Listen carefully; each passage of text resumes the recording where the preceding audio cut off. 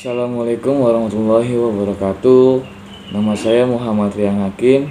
Saya dari Prodi Ilmu Al-Quran dan Tafsir semester 2 kelas IATA. Saya tinggal di Tangerang. Di sini saya ingin menjelaskan tentang sejarah peradaban Islam di Tangerang. Bagaimana sih awal mula Islam itu masuk ke daerah Tangerang? Sekaligus untuk memenuhi tugas saya yang diberikan oleh Ustadz Miftahuddin.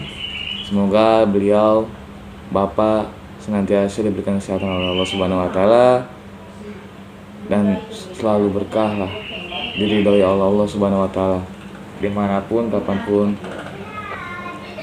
Amin amin ya rabbal alamin. Seperti yang kalian ketahui, kalau saya ini berasal dari Tangerang.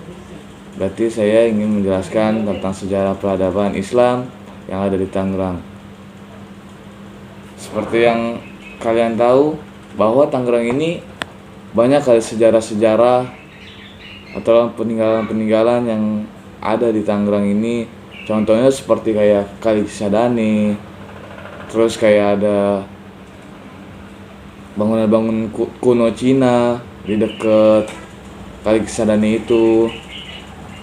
Dan samping itu, dekat bangunan Cina itu juga ada Masjid Jami Kali Pasir namanya.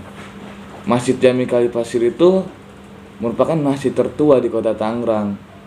Usianya kini telah mencapai 446 tahun. Selain menjadi masjid tertua, Masjid Jami Kali Pasir juga menjadi saksi sejarah perkembangan agama Islam di Banten, tepatnya di kota Tangerang ini. Masjid Jami Kali Pasir berada di Kelurahan Sukasari, Kecamatan Tangerang, Kota Tangerang, dan berdiri di tengah permukiman warga.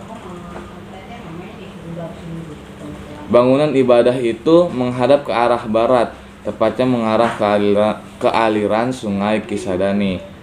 Di bagian halaman depan Masjid Jami Kali Pasir itu terdapat ratusan makam para ulama yang juga pemuka agama Muslim di kota Tangerang.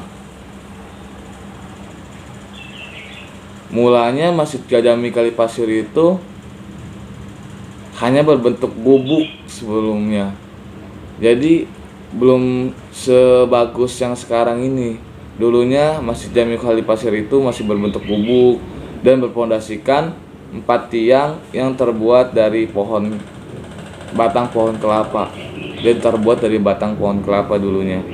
Gubuk masjid tersebut dibangun oleh Ki Tanggarjati pada tahun 1416 kalau nggak salah. 1416 yang berasal dari kerajaan Galuh Kawali.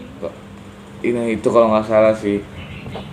Nah, sejarah Masjid Kali Pasir itu kalau kita kembali ke belakang lebih jauh, bahwa Ki Tanggarjati itu katanya datang ke situ itu hanya untuk membersihkan dan membangun kawasan ini, karena kawasan ini dulu hutan, dan dia membangun gubuk di sini menggunakan 4 batang pohon kelapa.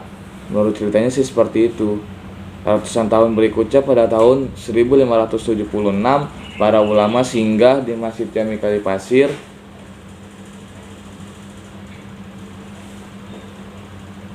Para ulama singgah saat itu melihat Masjid Kali Pasir berdiri di tepi sungai Cipamungkas, namanya dulu Kali Cisadane. Namun setelah Ki Tanggarjati entah bagaimana tidak diteruskan kembali pembangunannya. Kemudian ada utusan para alim ulama dari Demak, Jawa Tengah berkunjung ke Banten yang bertujuan untuk menyiarkan agama Islam. Kata dia gitu, kata seseorang yang itu. Dulu Kali Cisadane juga nama kalinya bukan Kali Cisadane tapi Cipamungkas, dan jadi jalur transportasi. Dan setelah melihat ada bangunan Masjid Jami Kali Pasir ini, mereka datang dan melihat perjalanan petilasan Ki Tanggarjati, katanya. Setelah diketahui keberadaannya, para ulama pun membesar dan memperluas Masjid Jami Kali Pasir tersebut pada tahun 1576. Dalam pembangunan Masjid Jami Kali Pasir itu terdapat 4 pilar kokoh yang masih dalam kondisi asli sejak dahulu kala. Salah satu pilar yang ada di masjid itu adalah